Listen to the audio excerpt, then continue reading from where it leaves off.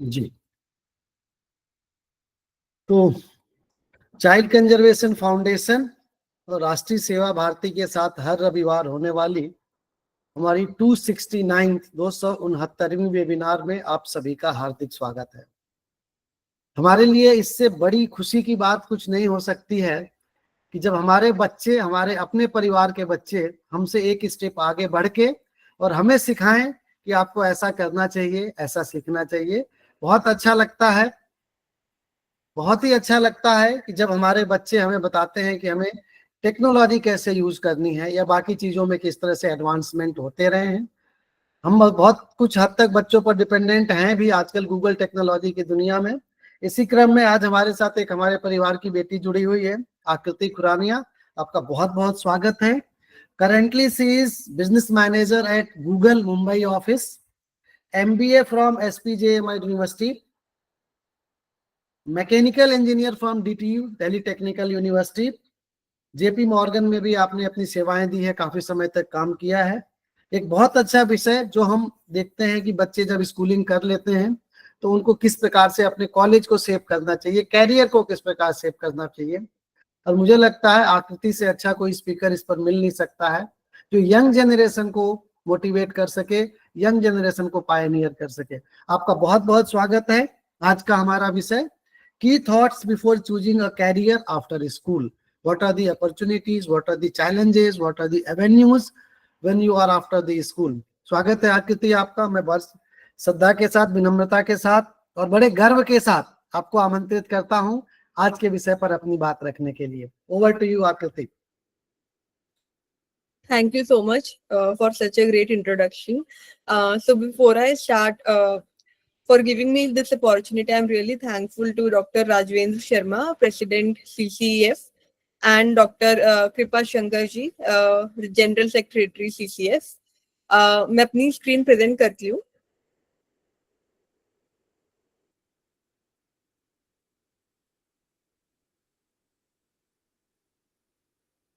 I hope my screen is visible to everyone. Yes, yes. Okay. So जब मुझे ये opportunity दी गई कि मैं किस टॉपिक पर प्रेजेंट करूं, गिवन आप लोग सभी स्टूडेंट्स के साथ, चिल्ड्रन के साथ इन वन फॉर्म और अनदर एसोसिएटेड हैं, तो मैंने सोचा कि करियर पोस्ट स्कूल मेरी लाइफ में एक बहुत क्रिटिकल डिसीजन था एंड बहुत सारे स्टूडेंट्स के लिए होता है। तो हम इसको कैसे एक स्मार्ट डिसीजन ले सकते हैं और कैसे इस एरिया में गाइडेंस प्रोवाइड कर सकते हैं स्टूडेंट्स को, तो उसके लिए मैंने कंटेंट कोलेट किया एंड आज हम यही डिस्कस करेंगे। तो आज के डिस्कशन का ऑब्जेक्टिव है how we can empower children to make informed career choices. So why this thing matters the most, इतना इम्पोर्टेंट क्यों है?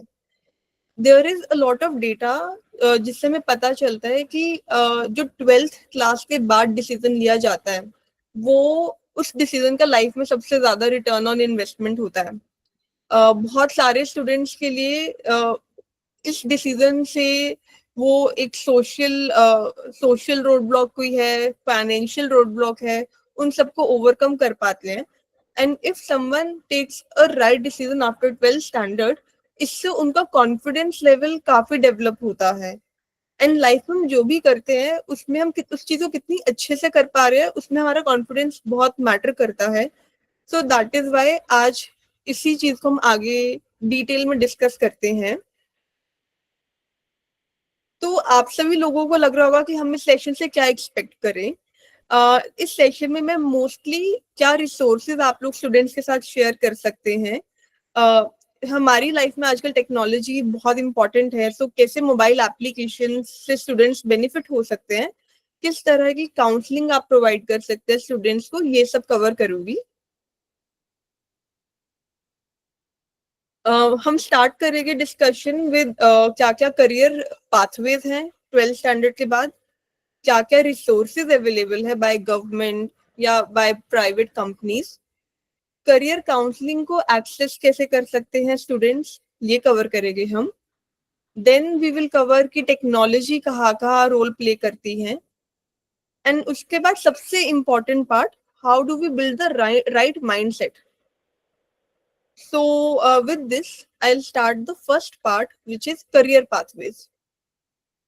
तो सबसे पहले तो इनमें से काफी चीजें आप लोगों को पता भी होगा, एंड मैं इस चीज में मैं ये नहीं बोलूंगी कि मैं कोई एक्सपर्ट हूँ, बट जस्ट दैट कि after 2 degrees from great institutes and जो मेरा वर्क एक्सपीरियंस है उससे जो भी मुझे लर्निंग्स हुई है वो मैं शेयर करूंगी।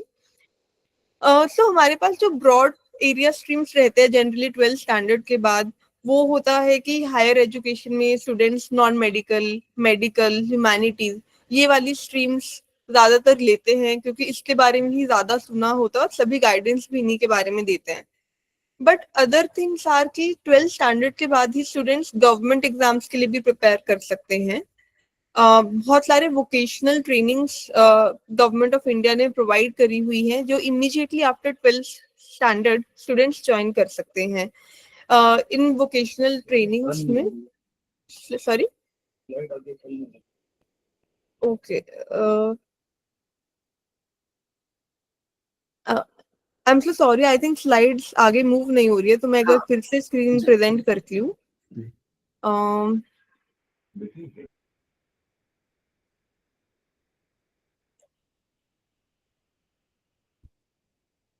अब हो रही है, ठीक है, ठीक है अभी, ठीक है। यस, सो मैंने स्टार्ट किया था कि इतना इम्पोर्टेंट क्वेश्चन क्यों है ये। This is because 12th standard में जो हम डिसीजन लेते हैं उसका ही हाईएस्ट ROI रहता है लाइफ में। एक्सपेक्टेशंस मैंने सेट कर दिए सेशन के लिए कि हम करियर पाथवेज कवर करेंगे, क्या इंफॉर्मेशन रिसोर्सेज स्टूडेंट्स को लेवरेज करने चाहिए, करियर काउंसलिंग में आप कैसे उनको हेल्प कर सकते हैं, क्योंकि बहुत सारे स्टूडेंट्स को काउंसलिंग का एक्सेस नहीं होता है, क्या टेक्नोलॉजी यूज कर सकते हैं वो, एंड मोस्ट इम्पोर्टेंटली माइंडसेट क्या होना चाहिए। सो विद दिस, अगर मैं ब्रॉड करियर पाथवेज की बात करूँ तो of course non medical, medical, commerce, humanities इन सब के बारे में हम सबसे ज्यादा सुनते हैं, लेकिन with respect to government jobs, vocational trainings and entrepreneurship, इन तीनों में भी इक्वल अपॉर्चुनिटीज है आज के टाइम इमीडिएटली 12th स्टैंडर्ड के बाद करियर्स देखने की। बहुत सारे गवर्नमेंट जॉब के एग्जाम्स 12th स्टैंडर्ड के बाद होते हैं इमीडिएटली, उसके लिए आपको कोई डिग्री नहीं चाहिए होती है। मैंने कुछ कुछ एग्जाम्पल्स यहाँ पर लिस्ट कर दिए हैं, जैसे railway, defence. When it comes to vocational trainings, institutes जैसे कि ITI, polytechnic institutes are there, जो इलेक्ट्रिशियंस, मैकेनिक्स, कंप्यूटर ऑपरेटर्स, इन सब ट्रेड्स के लिए डायरेक्ट ट्रेनिंग देते हैं। एंड गिवन CCF में बहुत सारे स्टूडेंट्स ऐसे एसोसिएटेड होते हैं who have had difficult past, vulnerable situation से जो निकल कर आए हैं। तो ये वाले जो पाथवेज है इससे बहुत कॉन्फिडेंस बूस्ट होता है, क्योंकि इमीडिएट एम्प्लॉयबिलिटी मिल सकती है ऐसी ट्रेनिंग से। एंड लास्ट पार्ट आता है एंटरप्रेन्योरशिप। तो इसको भी मैं डिटेल में कवर करूंगी कि किस तरह की फ्रीलांसिंग वेबसाइट्स आज के टाइम, जिसमें स्टूडेंट्स अगर कुछ भी टेक्निकल स्किल डेवलप कर लेते हैं तो वो इमीडिएटली वेबसाइट्स के थ्रू अपनी सर्विसेज प्रोवाइड कर सकते हैं and they can monetize their skills. When I talk about emerging opportunities, ठीक है, कि ट्रेडिशनल अपॉर्चुनिटीज के बियॉन्ड इमर्जिंग अपॉर्चुनिटीज क्या है। सबसे पहला आता है डिजिटल इकोनॉमी। आज के टाइम यूट्यूब या फिर जो कोडिंग वेबसाइट्स है, इतने सारे रिसोर्सेज अवेलेबल हैं कि स्टूडेंट सोशल मीडिया के थ्रू कंटेंट क्रिएट कर कर अपनी एक आइडेंटिटी बना पाते हैं। So these are some of the skills जो हम अर्ली एज में, अगर कोई बच्चा है जो बहुत क्रिएटिव है, तो हम उनको उन डायरेक्शन में नज कर सकते हैं कि बियॉन्ड एकेडमिक्स भी, because you are creative, you can think about how you can pursue your interest in a more systematic way. Secondly, green jobs. बहुत ज्यादा पुश है गवर्नमेंट ऑफ इंडिया के द्वारा स्किल इंडिया ग्रीन, MMRE, इस तरह की schemes के through, जिसमें solar energy technicians, waste management specialist को डेवलप करने के लिए ट्रेनिंग्स प्रोवाइड करी जाती हैं। And these are some of the things जो 12th स्टैंडर्ड के बाद भी इमीडिएटली अवेलेबल होता है, इसके लिए आपको कोई प्री रिक्विजिट नहीं चाहिए। थर्ड पार्ट आता है gig economy. This is all the, जितने भी आपने डिलीवरी पर्सन्स देखे हैं, स्विगी, जोमैटो, ब्लिंकिट, इन सब जगहों पर भी अगर किसी को मूव करना है, उसके लिए भी एक डिजिटल प्लेटफॉर्म है जिसके through for the mean time, अगर कोई 12th स्टैंडर्ड के बाद कॉलेज में और 12th स्टैंडर्ड के बीच में ब्रेक है and someone wants to earn money, तो ये वाली भी एक चैनल है आज के टाइम में जो स्टूडेंट्स एक्सप्लोर कर सकते हैं। ये सब मैंने इधर इसलिए स्टेट किया है कि जो एक इंफॉर्मेशन गैप है, जब हम सोचते हैं कि हमें 12th के बाद क्या करना है, वो थिंकिंग में सिर्फ नॉन मेडिकल, मेडिकल, कॉमर्स नहीं होना चाहिए, और भी चीजें कि डिजिटल प्लेटफॉर्म्स को हम कैसे यूज कर सकते हैं, ग्रीन जॉब्स को हम कैसे लेवरेज कर सकते हैं, गिग इकोनॉमी में क्या अपॉर्चुनिटीज हैं, ये सब भी उस थॉट प्रोसेस में होना चाहिए। सबकी फाइनेंशियल सोशल रिक्वायरमेंट्स अलग होती है and basis that there are a lot of opportunities today. Please feel free to ask any questions in between. So Akriti will take the question answer at the end of the session. Okay, sure. So it will be a one-way communication only.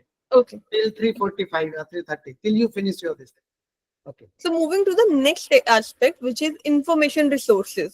So अगली 3-4 slides में मैं cover करूंगी कि किस तरह के government websites, portals, scholarships students leverage कर सकते हैं। सबसे प्राइमरी वेबसाइट है national career services. This is by government of India. On this website, job listings, career counseling, skill trainings, all these resources are there. And secondly, psychometric test. ये ऐसे test होते हैं जिसमें बहुत ही सिंपल क्वेश्चंस होते हैं कि आपको 5 थिंग्स दे दिया कि आप क्या पिक करोगे। इन टेस्ट से आपका बिहेवियर, आपका सोचने का तरीका टेस्ट किया जाता है और आपको एक डायरेक्शन दी जाती है कि maybe career ABC are good career options for you. So आपके थॉट प्रोसेस के बेसिस पे आपको रिजल्ट दिया जाता है कि these are the some of the careers you should try, and these tests are there available on national career services website. Number 2 is AICTE career portal. इसमें engineering and management stream के बहुत सारे resources होते हैं, free available courses होते हैं, entrance exams के लिए कैसे प्रिपेयर किया जा सकता है वो सब गाइडेंस प्रोवाइड करी जाती है। And third is internship. Internship बहुत इंपॉर्टेंट है क्योंकि बहुत सारे स्टूडेंट्स के माइंडसेट में ये होता है कि once we complete the education उसके बाद हम जॉब्स एक्सप्लोर करेंगे। हाउएवर ऐसे आज के टाइम में नहीं वर्क करता है क्योंकि करियर जर्नी बहुत लीनियर नहीं रही है। आज के टाइम में हर स्टूडेंट एकेडमिक्स के साथ साथ इंटर्नशिप करता है। इंटर्नशिप का हेल्प ये होता है कि आपको 2-3 मंथ्स के पीरियड में पता चल जाता है कि आप जिस जॉब के को टारगेट कर रहे थे आपको वैसी करनी भी है या नहीं। तो इंटर्नशिप में आपको एक बहुत लंबे पीरियड की समरी 2-3 मंथ्स में मिल जाती है और आपको खुद के बारे में बेटर पता चल पाता है कि आपकी स्ट्रेंथ्स एंड वीकनेस क्या है। तो these 3 are very critical resources for students today, and ये तीनों ही गवर्नमेंट रन पोर्टल्स हैं and these are very active. तो इन पे जो भी रिसोर्सेज है, if you see every month, every week, these are being updated. Next comes scholarships and exam resources. Again, scholarships.gov.in is a resource by Government of India जिसमें सभी resources हैं scholarship के for different states, for children at different life stages. And of course UPSC and SSCs are government exams which someone can explore अगर उनका interest उस area में है। These in websites पे preparation resources, NCERT books ये सब available होती है। Third and last resource government point of view is NPTEL and swim.gov.in। ये सारे ये दोनों जो वेबसाइट्स है इसमें IITs और IIMs के प्रोफेसर्स की रिकॉर्डेड वीडियोस होती है। So good thing is that today we live in a world जहाँ पर आपको best of the best education freely available है, इररिस्पेक्टिव ऑफ आप कौन से स्कूल एंड कॉलेज से पढ़ रहे हैं। So with right scholarship and exam resources, no dream is too costly or no opportunity is out of reach. ये एक कॉन्फिडेंस है जो स्टूडेंट्स में आज के टाइम होना चाहिए। इसके बाद सम स्किल डेवलपमेंट स्कीम्स में कवर करूंगी बिकॉज एज आई सेड एक वे होता है करियर को सोचने का कि आपने एकेडमिक एजुकेशन ले ली है and then you will go after a job. Second होता है कि आप साइमल्टेनियसली कुछ स्किल्स डेवलप कर सकते हैं apart from academics. And for skill development we have skill India mission by government of India. But सबसे ज्यादा टाइम मैं इसमें इन्वेस्ट करना चाहूंगी लास्ट पॉइंट पे, विच इज अप्रेंटिसशिप स्कीम। ये बहुत ही इंटरेस्टिंग अपॉर्चुनिटी है जो पिछले 2 साल में ही गवर्नमेंट ने स्टार्ट करी है। इसमें स्टूडेंट्स को 2 इयर्स का टाइम मिलता है किसी भी कंपनी के साथ काम करने का। एंड बहुत सारे केसेस में ऐसा होता है कि उन स्टूडेंट्स को उन्हीं कंपनीज में जॉब दे दी जाती है। फॉर एग्जाम्पल जैसे मैं गूगल में जॉब कर रही हूँ, तो गूगल में भी एक अप्रेंटिसशिप स्कीम है जिसमें 400 students every year from socially और economically weaker segment of the society recruit करे जाते हैं। 2 इयर्स के लिए वो गूगल के साथ काम करते हैं at a very good stipend also. And not just Google, automobiles, technical companies, banks, इन सब में ये स्कीम अवेलेबल है।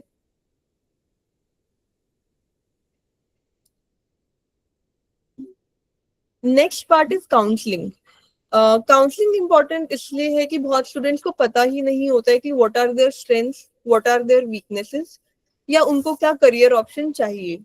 एंड इस बहुत सारे स्टूडेंट्स का ये भी प्री कंसीव्ड नोशन होता है कि counselling is a paid service, who will pay for a counselling session, which is wrong. I have added a toll-free number also. This is a free counseling guidance provided by government certified counselors. And apart from the toll-free number, Mindler and IC3 movement, ये दो channels है जहाँ से students counselling access कर सकते हैं। And NGO के नाम पर प्रथम एंड मैजिक बस, ये दो एनजीओ है जो टीयर 2 टीयर 3 स्टूडेंट्स को काउंसलिंग प्रोवाइड करते हैं। So again, we can say that आज के टाइम में help for career guidance is free and closer than a lot of us think. और ये free counselling government helplines and NGO के through आज के टाइम में आपको मिल सकती है। Next part is technology, which is very relevant and interesting. Technology career में 3 प्रकार से वैल्यू ऐड कर सकती है। नंबर 1 इज लर्निंग, नंबर 2 है practice and exam preparation point of view से, एंड नंबर 3 है स्किल डेवलपमेंट। टेक्नोलॉजी का बिगेस्ट एडवांटेज ये भी है कि इससे आपका प्रोसेस बहुत फास्ट हो जाता है। आपको लर्न करना है कुछ भी, आप खान अकेडमी एंड बायजूस का ऐप डाउनलोड कर सकते हैं और इन पे फ्री कोर्सेज होते हैं, बहुत सारा फ्री कंटेंट अवेलेबल है। क्लास वाइज कंटेंट अवेलेबल है, इंटरेस्ट एरिया वाइज भी एंड करियर वाइज भी। सेकंड आता है exam preparation point of view से। टेक्स्ट बुक एक बहुत ही अच्छा ऐप है जिसमें आप फ्री मॉक टेस्ट फोन पर ले सकते हो गवर्नमेंट एग्जाम्स के लिए। एंड अनअकैडमी भी एक और इसी यही वैल्यू प्रोवाइड करते हुए एक और ऐप है, बट टेक्स्ट बुक मैंने पर्सनली भी यूज किया है। तो कोई बस में ट्रैवल कर रहा है, ट्रेन में ट्रैवल कर रहा है, वो साथ में उसी टाइम टेक्स्ट बुक पे प्रैक्टिस कर सकते हैं, क्विज ले सकते हैं, फ्री क्विज। एंड थर्ड है स्किल डेवलपमेंट। तो जो मैंने कुछ वेबसाइट्स मेंशन करी है जैसे कि फिवर, अपवर्क, freelance.com, आप इधर अपना आपको लिस्ट कर सकते हो। अगर लेट्स से कोई स्टूडेंट है जिसको पोस्टर डिजाइन करना आता है, वो खुद को वहां लिस्ट कर सकते हैं, अपनी प्रोफाइल बना सकते हैं। और इन वेबसाइट्स पे बहुत सारी अपॉर्चुनिटीज आती रहती है जिसमें लोगों को सर्विसेज चाहिए पोस्टर डिजाइन करने की, तो आप वहां से वो अपने स्किल को मोनेटाइज कर सकते हैं स्टूडेंट्स। एंड जैसे मैंने बोला था गिग वर्कर्स के बारे में कि जोमैटो, स्विगी या उबर ड्राइवर्स, इस तरह की अपॉर्चुनिटीज freelancer.com वेबसाइट पे भी अवेलेबल होती है। तो अगर आप देखो, हम टेक्नोलॉजी से आज के टाइम में वी कैन लर्न, हमने जो पढ़ा हम वो प्रैक्टिस कर सकते हैं, एग्जाम्स के लिए प्रिपेयर कर सकते हैं। एंड फिर हमारे पास बहुत सारे प्लेटफॉर्म्स ऐसे हैं कि जहाँ पर हम अर्न भी कर सकते हैं उन स्किल्स को यूज करके।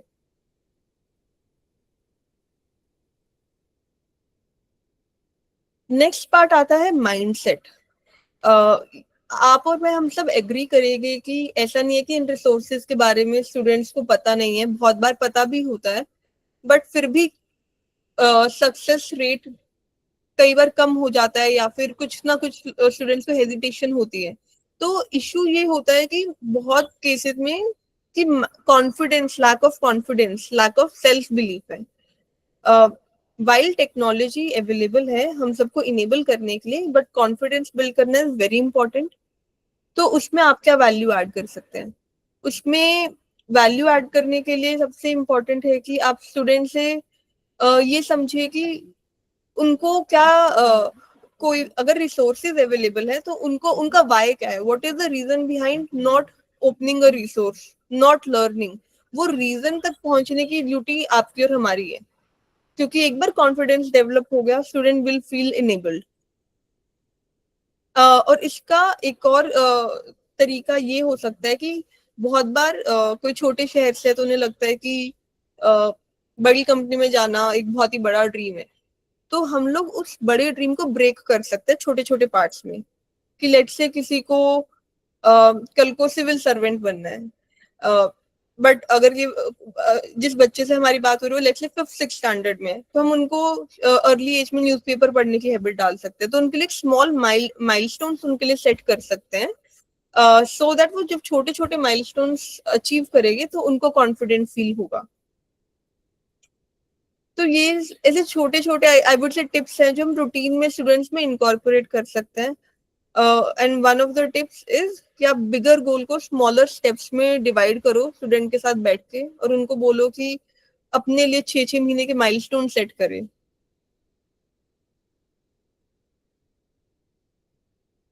इसके बाद है कि नेक्स्ट स्टेप्स क्या है। अगर हम आप लोग इतने सारे स्टूडेंट्स के साथ एसोसिएटेड रहते हैं तो एक स्टेप बाय स्टेप प्रोसीजर क्या हो सकता है। First of all encourage them to build curiosity from very young age। उनमें हर चीज के लिए एक why and how वाला क्वेश्चन होना चाहिए कि हम जो कर रहे हैं हम क्यों कर रहे हैं, हमें जो स्कूल में पढ़ा रहे हैं उसकी क्या रेलेवेंस है, कल को उससे हमें करियर में क्या फायदा होगा। जब ये क्वेश्चन स्टार्ट होते हैं तभी स्टूडेंट्स खुद के लिए एक इन्फॉर्म्ड डिसीजन लेने का सोचते हैं। तो एक कॉन्शियस थिंकिंग डेवलप करना है step 1। Second step is Indian education system में बहुत बार जब भी किसी स्टूडेंट कोई भी स्टूडेंट आता है करियर डिस्कशन के लिए उनको सीधा गाइडेंस दी जाती है, बट उससे पहले उनको सुनना बहुत इंपॉर्टेंट है। Listen to them, ask them कि उनका क्या थॉट प्रोसेस है स्टूडेंट्स का, वो क्या करना चाहते हैं। Ask, take their input first and then give them advice. तो लिसनिंग इज सेकेंड की स्टेप। थर्ड की step is provide them exposure. हम लोग जो भी ड्रीम करते हैं वो इसलिए कर पाते हैं कि हमने कहीं देखा है, वो टीवी में देखा है, कहीं मूवी में देखा है, अपने आसपास किसी को देखा है। जब वो एक्सपोजर नहीं है तो हमारी एबिलिटी टू ड्रीम काफी रिस्ट्रिक्ट हो जाती है। तो उनका आप एक्सपोजर कैसे प्रोवाइड कर सकते हैं। बहुत सारे करियर फेयर्स होते हैं जो जिनकी वीडियोस ऑनलाइन भी आती है, बट अगर ऑफलाइन कोई करियर फेयर है और आप ऐसे किसी स्टूडेंट के टच में है जो स्टूडेंट काफी ज्यादा डिलीजेंट है, तो उनको ऐसे करियर फेयर में लेकर जाइए। उनको ऐसे लोगों से मिलवाइए अगर पॉसिबल है जिन्होंने करियर में कुछ सिग्निफिकेंट अचीव किया है। तो try to give them as much exposure as possible, and today we have digital platforms also to give them exposure. Third last point is कि connect them to people who have achieved something and who come from similar background। तो अगर आप किसी भी child care home या ऐसे ऐसे scenario से अगर कोई स्टूडेंट आता है, उधर से ही किसी सीनियर ने कुछ अच्छा अचीव किया है लाइफ में, तो उनसे कनेक्ट करवाइए। उनको एक रेगुलर मेंटरशिप सेशन अगर मिलता है स्टूडेंट्स को, या वो अपने बैकग्राउंड से किसी को देखते हैं कि उन्होंने अच्छा अचीव किया है, तो उससे एक बिलीफ आता है कि someone else can do it, we can also do it. So these are some of the softer aspects जिससे मतलब मैं आपको एक एग्जांपल देना चाहूंगी यहाँ पर, जैसे एक यूज केस मैंने डाला हुआ है कि a student from a small town meets a senior from a similar background, and वो एक सीनियर आईटी सेक्टर में he has become a good professional. तो जो वो चाइल्ड है जो उनसे मिल रहा है, उनको भी मे बी जागरूकता पैदा हो सकती है कि मुझे भी कोडिंग सीखनी है, मुझे भी आईटी में जाना है। तो ऐसे तरह का एक्सपोजर एनवायरनमेंट प्रोवाइड करना बहुत इंपॉर्टेंट होता है। सो हाँ, मेरे एंड से मैं यही सब कवर करना चाहती थी। Open for question, any questions. One question can open many doors, so feel free to ask and explore. Right. Presentation बंद कर दो बेटा, मैं हाँ जी। सेशंस को ओपन करता हूँ। एंड लेट मी फर्स्ट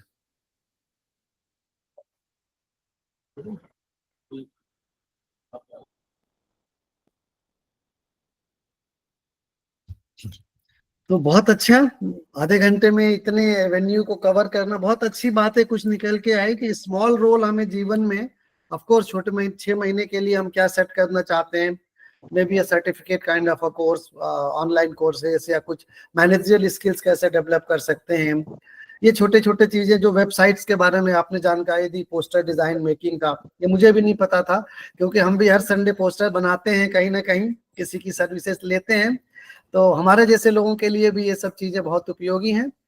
और निश्चित रूप से जो हमारे साथ जुवेनाइल बोर्ड और CWC के मेंबर्स जुड़े, उनके पास जब कोई ऐसा बच्चा आता है कि जिसको आवश्यकता है कैरियर काउंसलिंग की, हम उसको भी बता सकते हैं कि ये वेबसाइट देख सकते हैं, ऑनलाइन किस प्रकार से की जा सकती है। तो बहुत धन्यवाद। सत्र ओपन है, जिसके भी क्वेश्चंस हैं अपना हैंड रेज कर सकते हैं, हैंड रेज करके हम प्रश्न ले सकते हैं। प्रमोद मिश्रा जी ने हैंड रेज किया है, अपनी बात रखें। प्रमोद जी। आकृति जी को बहुत बहुत धन्यवाद, बहुत अच्छी जानकारी दी। ये तो अगर बच्चे भ्रमित हैं कि ये बीटेक करने के लिए एआई करें में जाएं जॉब में कि सिविल में जाएं, भविष्य के हिसाब से आज अगले 5 साल में लड़का जब तैयार होगा तो फ्यूचर किसका अच्छा रहेगा, एआई के क्षेत्र में जाना है कि उसको सिविल क्षेत्र में, क्या उचित रहेगा? थोड़ा आपकी व्यक्तिगत राय क्या है? ऐसे इस सिनेरियो में मैं बोलूंगी कि अगर आपके पास 2 ऑप्शंस है तो पहले आप देखिए कि उन 2 ऑप्शंस में क्या स्किल सेट रिक्वायर्ड है, क्या किस तरह का, उन दोनों करियर्स में आप किसी से बात कीजिए और उनसे समझिए कि आपकी रूटीन जॉब में क्या स्किल्स काम आते हैं। फिर वो जो स्टूडेंट है वो देखे कि मेरे पास क्या स्किल्स है और अब कितना गैप है जो मुझे मीट करना है, मैं उस गैप को कैसे मीट कर सकता हूँ। तो ये थॉट प्रोसेस होना चाहिए, आई थिंक। चलिए, काफी अच्छा है, आपने काफी अच्छा सोचा बच्चों के लिए। डॉक्टर लक्ष्मण त्रिपुरा से, डॉक्टर लक्ष्मण सर त्रिपुरा से जुड़े हैं। लक्ष्मण सर अपना प्रश्न रखें। बहुत बहुत धन्यवाद है आकृति जी। Thank you. मेरा उम्र अभी 70+ चल रहा है। आपका लेक्चर के बाद ऐसे सोच रहा है मुझे भी कुछ सीखना चाहिए।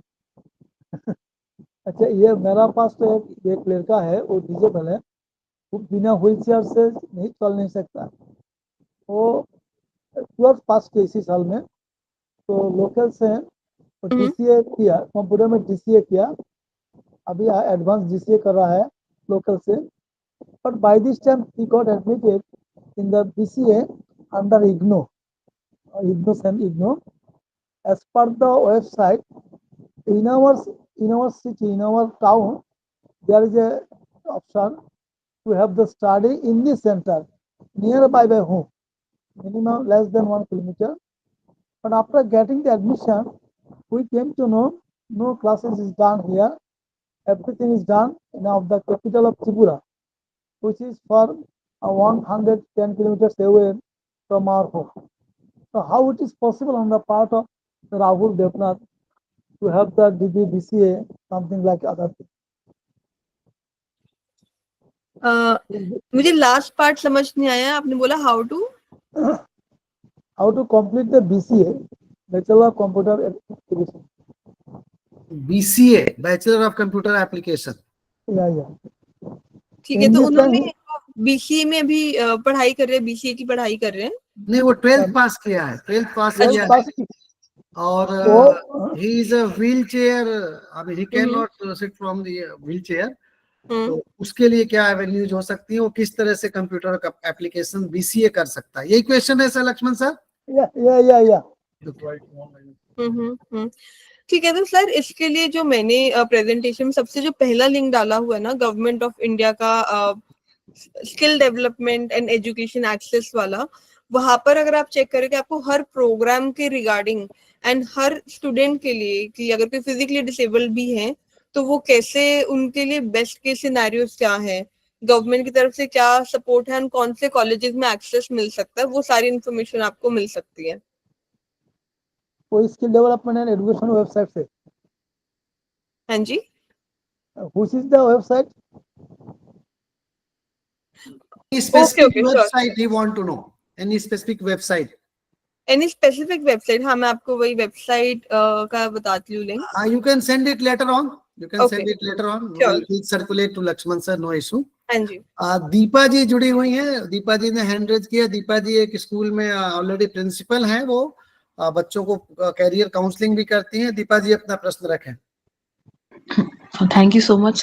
आकृति, मेरा क्वेश्चन ये है कि प्रेजेंटली जो बच्चे बीटेक करके प्लेसमेंट में आ जाते हैं और एमएनसीज में काम करते हैं, जैसे हैदराबाद, पुणे, बेंगलुरु, हाँ जी। लेकिन वहां पे उनके लिए बहुत थ्रेटनिंग एनवायरनमेंट रहता है। जैसा मैंने सुनने में आया है कि ऐसा कोई प्रॉपर रीजन नहीं होता, या तो उनको बैक बेंचिंग के लिए बोला जाता है, या फिर उनके ये समझिए कि उनके टर्मिनेशन लेटर्स वगैरह आते रहते हैं विदाउट एनी रीजन, वहां से फायरिंग होती रहती है। तो ऐसे डोमिनेटिंग एटमॉस्फेयर में बच्चे के लिए आगे क्या अपॉर्चुनिटीज हैं?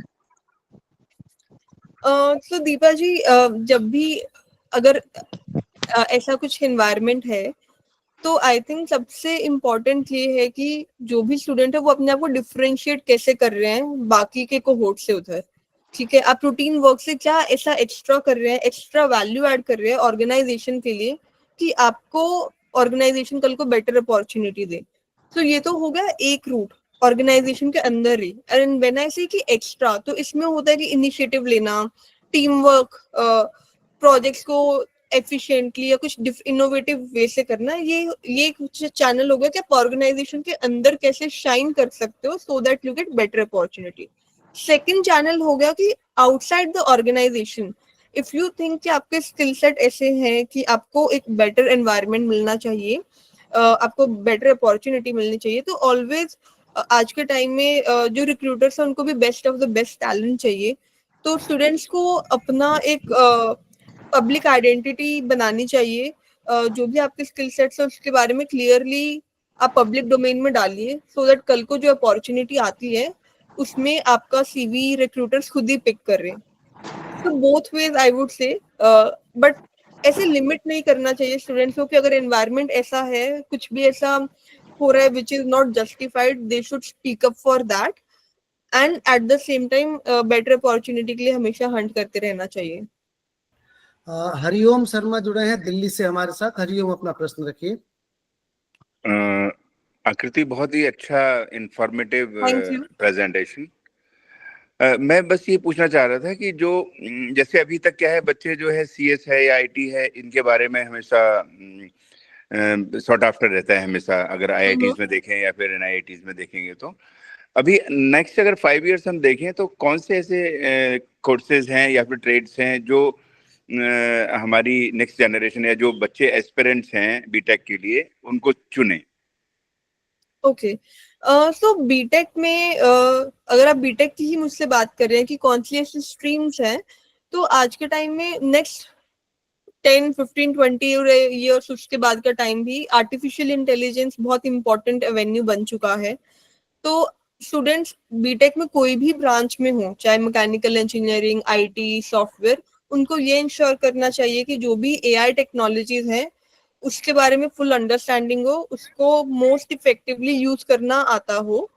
क्योंकि कल को सबसे बड़ा स्किल ये होगा कि हम AI को एक्सप्लॉइट सबसे ज्यादा कैसे कर सकते हैं।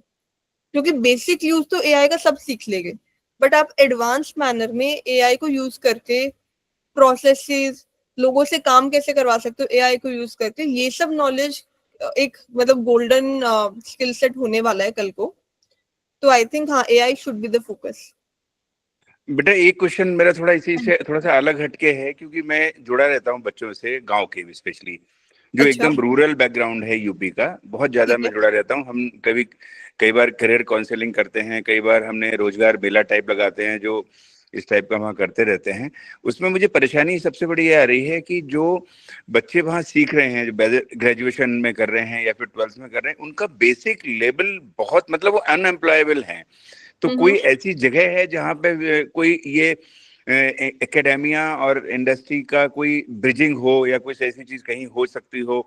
क्योंकि हमारे लेवल पे हमारे लिए करना बहुत मुश्किल हो रहा है। ठीक है, मैं वो समझ पा रही हूँ चैलेंज। तो ऐसे में ये हो सकता है क्योंकि हमारा एजुकेशन सिस्टम में अभी भी हमें बहुत एजुकेशन ऐसी दी जाती है जिसका डायरेक्ट एप्लीकेशन नहीं है, कि आपने कुछ सीखा आप डायरेक्टली वो यूज करके अर्न कर रहे हो, वो कंपोनेंट नहीं है।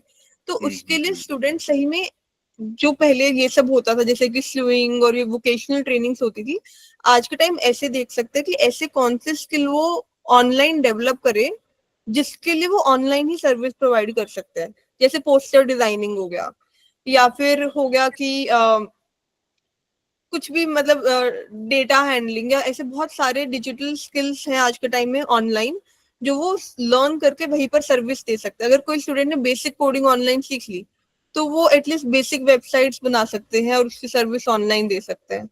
तो ये एक तरीका है, वो स्टूडेंट्स ऐसे अपने आप को मतलब इनेबल कर सकते हैं आज के टाइम में। ठीक है बेटा। नहीं, मुझे परेशानी बेटा पता किस चीज की आ रही है? परेशानी आ रही है कि उन्होंने कोर्स तो कर लिया, उनको पता ही नहीं है कि इस कोर्स का एप्लीकेशन क्या होगा, ये परेशानी है। तो आई डोंट नो, मतलब I think it is very difficult to get an answer now. Especially मैं रूरल बैकग्राउंड की बात कर रहा हूँ, जो बहुत रूरल है। जैसे अगर बहुत ज्यादा सुदूर एरिया जो यूपी के हैं, गांव, और गांव में भी जो है काफी पिछड़े गांव, तो आप मुझे थोड़ी ये हेल्प कर सकते हैं बताने के लिए कि उनका, आप मेरे को एजुकेशन बैकग्राउंड बताओ कि उन्होंने किस क्लास तक एजुकेशन लिया है या क्या किया है। ज्यादा परेशानी पता है उन बच्चों के साथ है जो स्कूल ड्रॉप आउट्स हैं, मतलब या तो 12th पास कर लिया या 12th फेल कर दिया, फेल के निकल गए, उनके साथ परेशानी बड़ी है। जो थोड़ा से आगे निकल रहे हैं उनको तो ठीक है, उनको भी परेशानी है, बट वो एरिया ऑफ कंसर्न है मेरा।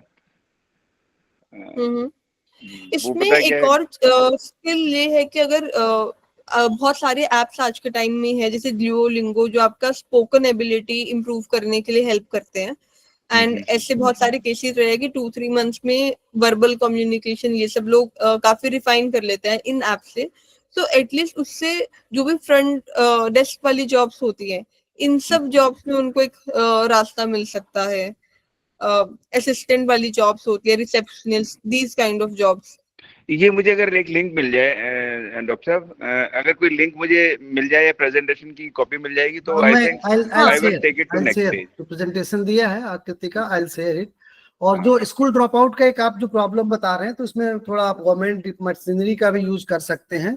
ऐसे बहुत सारे लोग जो बच्चों की मॉनिटरिंग अथॉरिटी हैं डिस्ट्रिक्ट लेवल पे, अन्य लेवल पे, वो इसमें हेल्प कर सकते हैं। जैसा बिटिया ने बताया, आप उसमें छोटे मोटे टाइपिंग के कोर्सेज कर सकते हैं। मैं देखता हूँ कि हमारे कोर्ट में या आसपास के एक पेज हिंदी टाइपिंग करने का 100 से 150 रुपए लेता है। मतलब हिंदी टाइपिंग करने के लिए लोग मिलते नहीं है। तो 12th पास हिंदी टाइपिंग के लिए कोई बहुत बड़ा स्किल की आवश्यकता नहीं है। तो इस टाइप के कोर्सेज भी है जो हम वोकेशनल कोर्सेज जिनको कहने, जो आप अपने घर में बैठ के या इस तरह से करके भी कर सकते हैं। मुझे लग रहा है वो जो लिंगो और ये जो एप्स बोले हैं, अगर इनकी अपने को लिस्ट मिल जाए तो क्या होगा ना कि हम कुछ ना कुछ इसमें थोड़ा कर सकते हैं। आई डोंट नो कितना कंट्रीब्यूट कर पाएंगे, but let's start with something. Thank you, Akriti. Thank you very much for nice presentation and these question answers. Thank you. Thank you. तो और अगर किसी के प्रश्न नहीं है तो मैं अक्सर ये बात कहता रहता हूँ कि जो संचालक होता है, जो प्रेजेंटर होता है, उसके कुछ अधिकार होते हैं और समय समय पर उन अधिकारों का दुरुपयोग करते रहना चाहिए। तो मैं अपने अधिकार का दुरुपयोग यहाँ कर रहा हूँ। जी उषा जी आप अपना प्रश्न रखें, फिर हम बात करते हैं। जी थैंक यू आकृति, बहुत अच्छा सेशन रहा। और मैं उषा रुस्ती की रिवाड़ी से हूँ। एक चीज, जब बच्चे सारे प्रोफेशनल कोर्सेज में जाएंगे तो कॉलेजेस तो वैसे बंद हो जाएंगे, बीएससी और बीकॉम में बच्चे एडमिशन ही नहीं लेते। मैम इसका आंसर मैं यही दूंगी कि इंडिया में जो यंगर जनरेशन है वो उसकी पॉपुलेशन बहुत ज्यादा है और हर स्टूडेंट का अपना इंटरेस्ट होता है, अपने एम्बिशंस होते हैं। तो ऐसा नहीं होगा कि कॉमर्स जो ये सारे कोर्सेज हैं इसमें स्टूडेंट्स ही नहीं होंगे, इसमें होंगे, बट कल को इन डिग्रीज को हमें और ज्यादा ऐसे बनाना पड़ेगा कि जिससे स्टूडेंट्स जॉब्स के लिए इनेबल हो ज्यादा। थियोरेटिकल नॉलेज, सिर्फ हम थियोरेटिकल नॉलेज पर रहकर आगे के 10-15 साल नहीं देख सकते हैं। जितनी इंटर्नशिप्स या इंडस्ट्री रेलेवेंट स्किल्स स्टूडेंट साथ साथ गेन कर सकते हैं, इस पे फोकस आई थिंक हमें ज्यादा इंक्रीज करना चाहिए इन्हीं कोर्सेज में।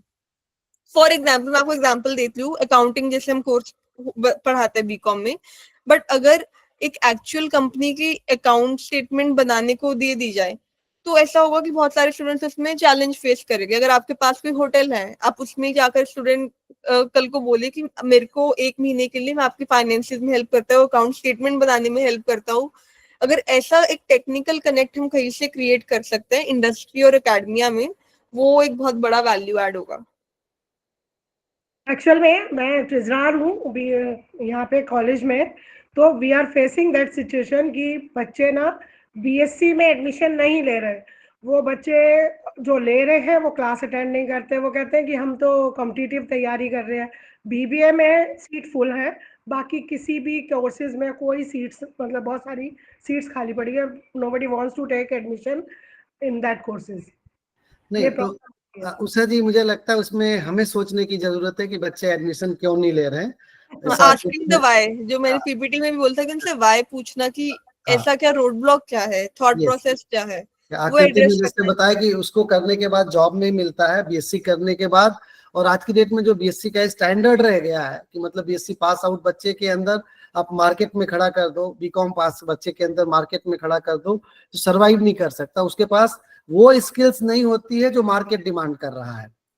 तो हमें इस पे, हमारे साथ प्रॉब्लम क्या है कि हम इंजीनियर्स तो पैदा कर रहे हैं लेकिन मैकेनिक्स नहीं पैदा कर रहे हैं। एक मोटरसाइकिल जो है कि गली के नुक्कड़ पे ठीक कर ले या कार ठीक कर ले, उस तरह की स्किल्स हम नहीं दे पा रहे हैं। तो उस पे हमें आवश्यकता है करने की, और उसके बारे में जो चैलेंज है, जो उस पर आकृति ने बात किया बहुत अच्छे से, अच्छा सेशन है। अब मैं अरविंद भाई सबसे बात करूंगा कि आप अपना बात रखें, कुछ प्रश्न करें और इस सत्र को समाप्त करें। हालांकि आपने मना किया था, और जैसा मैंने बोला कि मेरे अधिकार हैं और मैं अपने अधिकारों का उपयोग करना चाहता हूँ। Over to you Arvind ji. मैं इसमें एक बात जोड़ना चाहता हूँ, जो थ्योरी वाले सब्जेक्ट्स की बात थी, आर्ट्स की बात थी, कॉमर्स की बात थी, बीएससी की बात थी, तो इन लाइंस में हमें स्किल इंडिया को साथ में जोड़ लेना चाहिए। तो उससे जॉब अपॉर्चुनिटी उन बच्चों की बढ़ जाएगी जो बीकॉम करते हैं, बीए करते हैं, और स्किल इंडिया में वो साथ में एडिशनल इंफॉर्मेशन और नॉलेज लेकर अपना प्लेसमेंट कहीं भी ले सकते हैं, ऐसा मेरा सोचना है। जी बिल्कुल, उनकी स्किल्स को बेहतर बनाई जा सकती है। तो अभी हमारे पास समय है, अगर कोई एक दो प्रश्न हो तो हम किसी के ले भी सकते हैं, और अगर प्रश्न नहीं है तो आकृति बहुत धन्यवाद आपको।